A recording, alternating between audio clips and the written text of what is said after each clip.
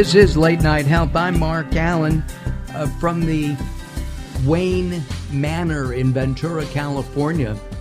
We have persimmons out there. Last week I saw a whole variety of peppers, by the way. They were spicy hot.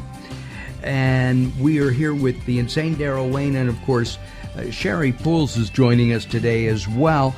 Our guest is Dr. Greg-Celaya, regular contributor to Late Night Health. We're talking about gluten-free eating. So we understand now, Dr. Celaya, that gluten is bad. Why did you decide to start baking and making gluten-free cookies? Well, you know, Mark, I have a lot of patients that I treat for functional medicine and biocellular nutrition. We look at all these chronic illnesses they have, and one of the main things that I get my patients off of is gluten, right off the bat. And the problem being is there's a lot of products out there, and they're growing, but I found that when you have a company that takes out gluten, they usually end up putting a bunch of other stuff in that's not healthy, and usually the cookies don't taste good, or the product doesn't taste good. They taste like sawdust, yes. They don't taste well.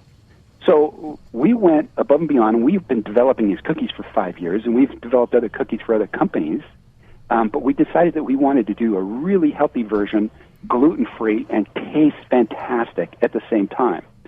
And there's just nothing like it in the market. So the chocolate is so rich and decadent. I've only had one, and but it was very good. It's hard to find. It's hard to find the right products. And a normal cookie, like one of the leading cookies out there in the gluten-free market, has stuff in it that's really not healthy, and they have about 14 ingredients. We have anywhere from 28 to 32 ingredients in a cookie, and we go way out of our way to make sure they're either organic, GMO, or gluten-free, or all three. And also, you have added vitamins, supplements to it, and protein, I believe.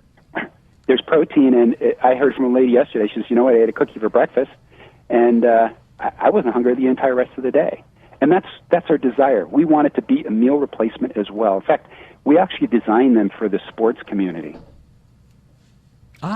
So they could eat it just before a game and have some energy. Or during. Yeah, actually. Or during, yeah. Right. Our son, is always looking for food because he was into athletics, and next thing you know, all his friends are, and so that's kind of how the whole thing went from the gluten-free, because we've been gluten-free for a long time. At home? Yeah, I mean, if you've seen the research that I've seen, even if you don't have it, you wouldn't do it anyway. Sherry, you had a question about gluten-free that was interesting. You said that you yourself are gluten-free? Pretty much, yeah. I mean, but it's interesting because of, what you were saying about you can eliminate the gluten, but then a lot of companies will put other additives in, and a person ends up having the same issues. And so it's really about removing the gluten, but then also knowing what the other ingredients are in what you're eating. Yes, and making sure you get the right testing to determine that. Right. It's not plan A. It would be nice if we didn't have the intestinal damage due to the gluten and we wouldn't have that other type of problem. But once you do, you've got to figure it out.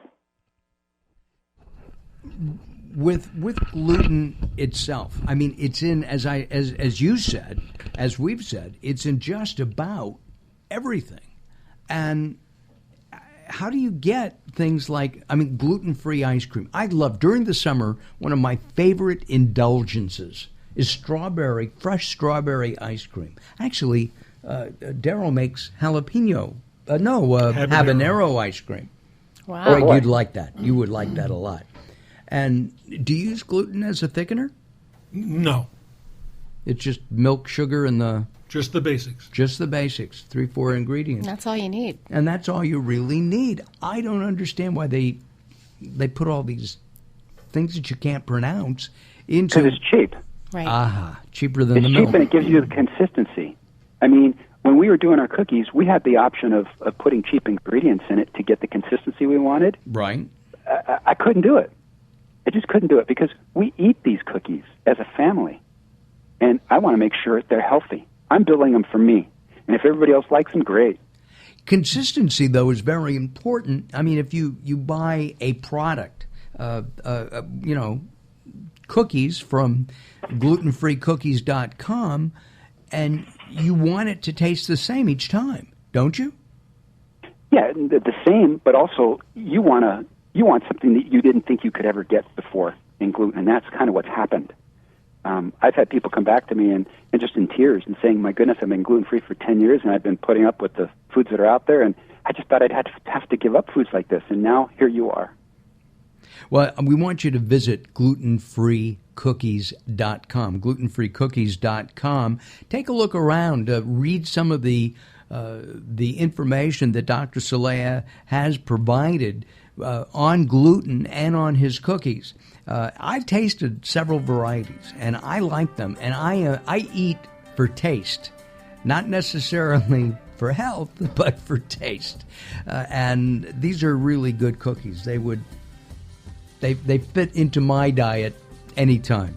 Dr. Celaya, as always, thank you. We'll talk again in a couple of weeks, all right?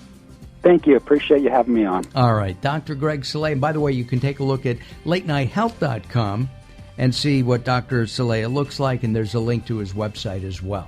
All right. Coming up next, Dr. Ken Redcross joins us. We're going to talk about getting ready for the flu season and find out if he thinks flu shots are a good thing or a bad thing as Late Night Health continues with Sherry Pools, the insane Daryl Wayne, and me, Mark Alyn.